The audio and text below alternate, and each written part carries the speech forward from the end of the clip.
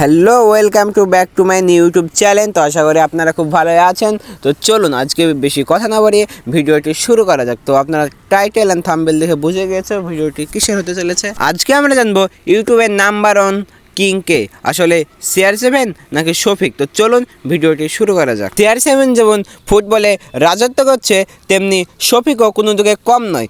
শফিক হলো এই 13 মিলিয়ন চ্যানেলের 1 নম্বর নায়ক, তেমনি CR7ও কোন দিকে কম নেই। CR7 চ্যানেল খুলেই তার অনেক শফিকদের তুলনায় বেশি হয়ে গেছে, কারণ হবে তো তিনি লেজেন্ড। এবং আমরা যদি বলি ইউটিউবের কিংকে, তাহলে দুজনকে ধরতে হবে, কারণ তারা যদি তাদের আর্থিক অবস্থা দেখি, তো চলুন শফিক একটাই বলি, শফিক একজন দরিদ্র পরিবার থেকে অত বড় চ্যানেলের মালিক হয়ে উঠেছে, তেমনি CR7ও কোনো দিকে কম নয়, তিনিও দরিদ্র পরিবার থেকে এরকম একজন বিশ্বসেরা ফুটবল খেলোয়াড় হয়ে উঠেছেন। তার জন্য দুজনকেই 1.1 দেওয়াই যায়। তার জন্য আমরা বলি দুজনেই সমান।